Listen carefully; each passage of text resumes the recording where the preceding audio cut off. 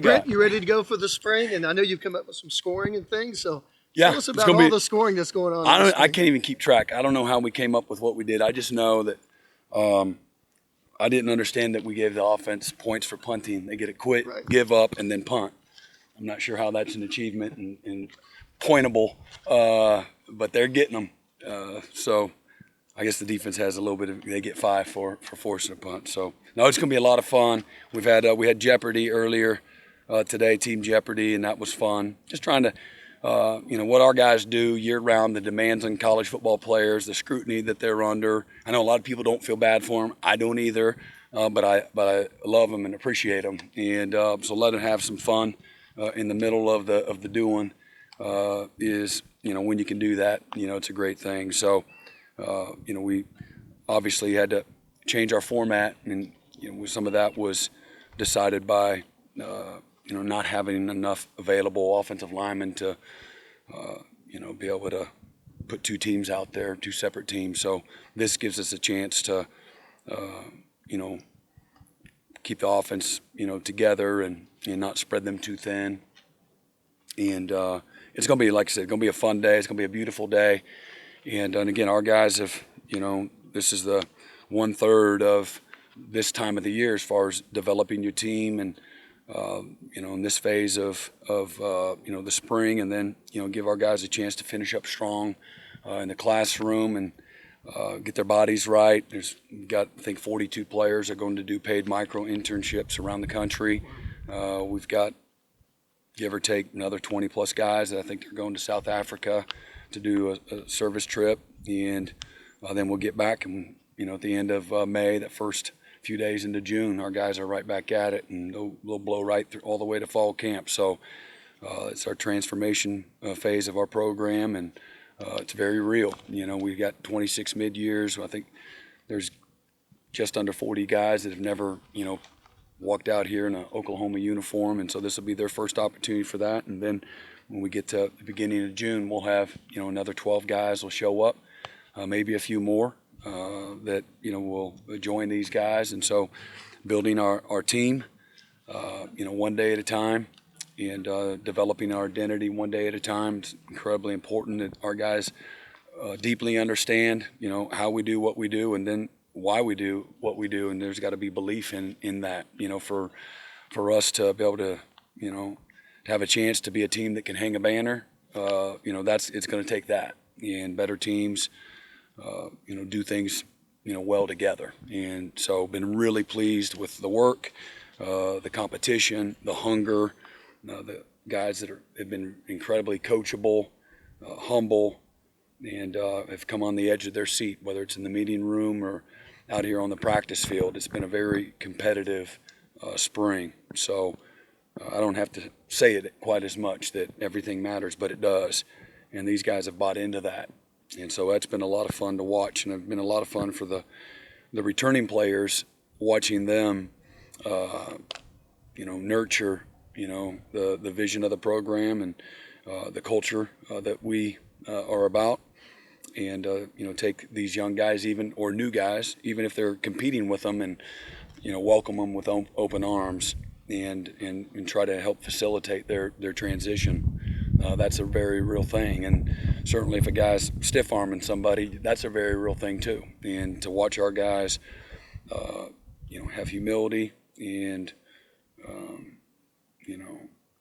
just the maturity to understand that we're trying to build a great football team, and it's going to take more than just you to be our best. That's cool to see that maturation take place. Brent, since we last spoke, you did have a couple guys enter the portal, and Jaden and Corey. Just what went into those 2 decisions? Looking for better opportunity. I'm not one to speak for them, but Jaden, obviously he had a more of a substantial role. Corey was just still a young guy, coming up, but both of them 2 really good young guys that, again, I think you're just looking for, more of an opportunity. Jaden really wants to have an opportunity to play more inside in the slot, as a defensive back, the nickel, quote unquote, position. And If he was going to stay here, I needed him to be corner. I got guys to play inside. So that's it. He has his one last window to continue to develop and maybe enhance his opportunities with a better, clearer opportunity for himself. So I'm just appreciate those guys, all their hard work, while they were here. What are the dynamics a head coach has to consider when you think about the spring portal? Losing a guy in the middle or after spring practice, and potentially getting some new guys in.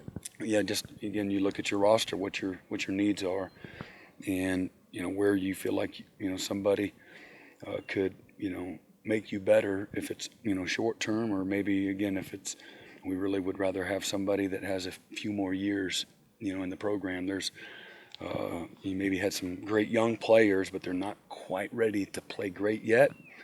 So maybe it's a one-year guy that you're looking for that could, help you, continue to grow and develop as a program. Maybe create a bridge for those guys to mature and be ready. So there's a lot that goes into it, but obviously it's need-based. Based on where you feel like you're not quite where you need to be, whether that's the numbers or maybe that's the play, either one or both. Brent, is Marcus Major hurt, or what's going on? He banged up his.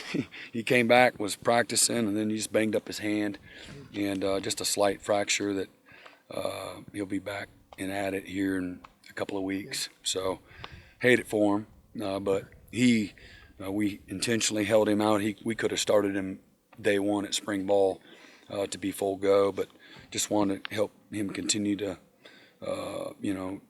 get strong and healthy and not risk him.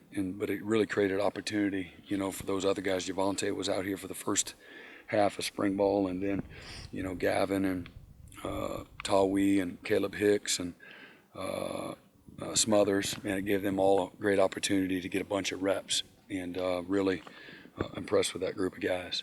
Coach, there's been a lot of discourse on social media and amongst the fan base this week about just how big a vibrant spring game environment and atmosphere can be for recruiting. So from a recruiting perspective, how large do you think the spring game can be? It's very large. However, what's the largest that's large? Like, it's at the top of the Richter scale. Again, the environments matter. Guys want to, come and play in a championship type of environment, where it's passion. People are passionate. There's intensity. There's an expectation. There's high standards. There's support. And, this is an opportunity for us to show that, we've been an uncommon program. We're not like we all play football, but we all ain't the same. This is, the winningest program in the modern era. This is a program that has set the standard in college football for, competing and winning, championships. And so this is a place right here behind us that, has the best winning percentage in all of college football since 2000. And so, everything matters. We say that all the time. Everyone has a part in making this place special. It's a great opportunity. So whether that's on TV, and certainly we'll have, 100 guys and their families here in as they evaluate their opportunities. We're not competing against, a junior college or NAIA school. We're recruiting against the best of the best in college football. Everything matters in their decision process, and this is a big part of it. For them to be able to play the game they love in front of a packed house and in a hostile environment, and even it's just a spring game. People love the Sooners, and as I told the players, man, don't take this for granted. This is a place that, man, these people care, and but when they come to watch the Sooners, you have an opportunity to give them hope, to give them inspiration, to give them healing. People go through whatever they're going through, life 101, but man, when they come to see the Sooners play and compete, you have an opportunity to bring them just, a lot of happiness. And then I told them there's, Alan Patrick was out here, and it was, great to see him. And so just talking about how the former players, this is as strong of an alumni group as there is in college football. The brotherhood is very real at Oklahoma. And so, I just want our guys to always have perspective. I think perspective always drives performance. And when you understand that, they're not impressed with you when you make this thing all about you. There's been some amazing players. College football's best to ever play the game and played right here and put on the Sooner uniform. So you better embrace that. You better respect that. And what you do proves what you believe. So show up with that kind of a mindset, that you care, that you're humble, that you're thankful, that you have an appreciation for the small amount of time that you're here, and you want to leave your mark. And I tell them all the time, your best should be your trademark. Your best should be your trademark. Nothing more, nothing less. But it does matter because people are watching. And so I think it's great for our own players. It's your first time, other than once we start the season next year, this fall, that you get a chance to be in front of a 70,000+ people and see these guys get out on the field and operate and manage and play through all of it. And playing, in front of a packed house, it matters for them too as we develop our team. And so that's a tremendous advantage, for us. But I can't wait. And, the Palace is going to be popping inside and out. And our guys are, they're really excited to show you the improvement, the growth, the development. And every year you start completely over, good or bad. Just like I told a bunch of the guys that got here, whether it was a transfer guy or a guy that's, Gentry Williams, the #1 player in the state, several years ago, or Jackson Arnold, the top quarterback in high school last year. Their butts are in the back of the line earning it every day. And none of that stuff travels. You gotta line up, you gotta earn it. You're gonna get what you earn. Nobody's gonna give Oklahoma anything. This is a program we're gonna have to earn everything it gets because we don't sneak up on anybody. And so I want them, as we develop the team, to don't take that for granted either. And you got to be intentional about everything that you're doing. So, having a great atmosphere, to answer your question, is a tremendous, tremendous advantage. And for where we're trying to go, none of it's easy. And so this is the next step for us, and a chance for us as a program and certainly as a university to show that this place is uncommon. This is not the norm. Right. After Saturday, you'll cut this group loose, so to speak, hit a different part of the season. Mm-hmm. Do you know who the leaders of Team 129 are, who those guys are after these last 4 or 5 That's a great question, and we're going to have captains tomorrow. You'll see, or Saturday rather, you'll see who the coaches have picked as their captains. And there's a lot of guys, when the coaches were choosing some for the game, and he was like, "Boy, that's a great one. Oh, that's a good one. That's a really." I'm like, "How about that guy? What you're going to do? Pick him, and then you're not going to pick him?" And they had some really tough decisions to make. So we've got great depth from a leadership standpoint. Really proud up to this point, and this is going to be a player-driven team. If we're going to have a successful season, it's going to take great leadership and guys that are willing to do things that are unpopular and be uncomfortable. And you can't lead from the back. You got to get your butt in the front. And so it takes a lot of courage to be a leader, a lot of toughness and a lot of perseverance, because a lot of times you're in that leadership role and the people you're trying to lead, they're hard to kind of lead. And so I get that question from guys like, well, what if they're not listening? Well, you got to keep showing up. You got to wear their ass out. That's what you got to do. Like, you let them know you're not going away. And don't get bitter, get better through it, and find a better way to lead. You can't just yell at everybody. They listen to the coach when he's young because it feels like he has to. Player to player, you're gonna have to figure out another way. But show up every day and lead by example. But I really think we have a chance to have great leadership here. And then even some of the guys that are brand new, they've really plugged right in from a leadership standpoint. And understand the value of that. So, that's going to be a position of strength, in my opinion, for this team. You think that so much changes nowadays, year to year, makes something like the spring game more important to the fans in terms of making that connection? I didn't think about that until you just said it, but I can see. We've again got, I don't know how many it is, but we're going to run 90+ guys out there, and so a third of them are going to be brand new, and then everybody wants to see the improvement across the board with other players returning. But I'm sure that's a big part of it too. See the the new players and what they're all about. And remember, this is just one practice. That's what I would tell everybody. Watch with caution. You know, there's going to be a body of work that you can be able to judge them all, but this is a great opportunity to see them run around in their uniform and try to block and catch and tackle and cover and all that kind of stuff. So I can see the excitement for that without question. Because of the portal, Brent, do you have to coach different in the spring?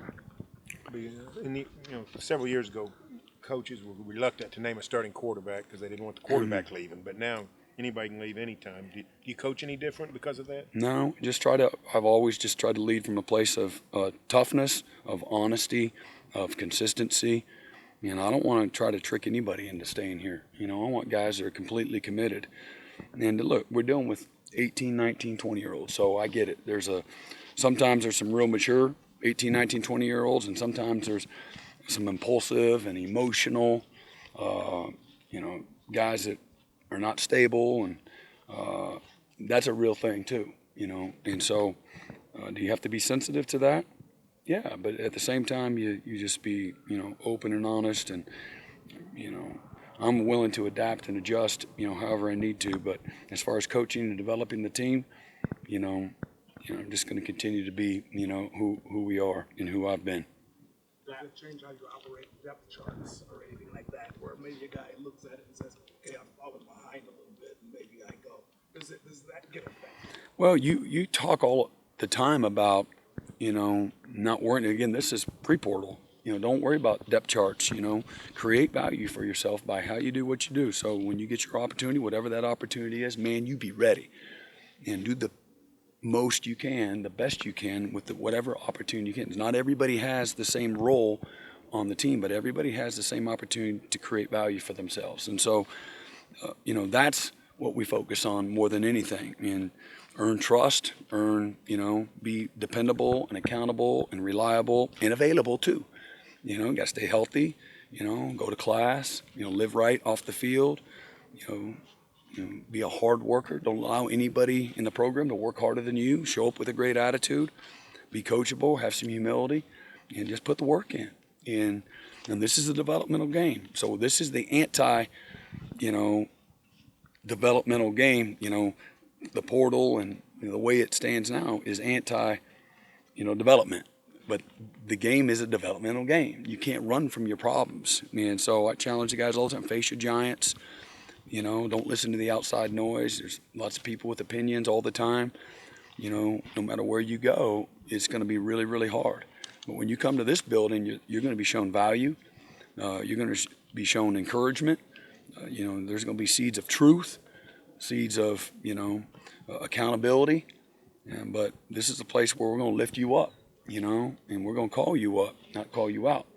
But we're going to strain you and challenge you and take you to places you can't take yourself. But we're going to meet you where you're at. And so, again, we just try to be real and open and honest and connected, coming from a place of being genuine. And if that still ain't enough, we wish you well. And we're trying to, develop that and attract that too. And I know that I'm not naive. I get it.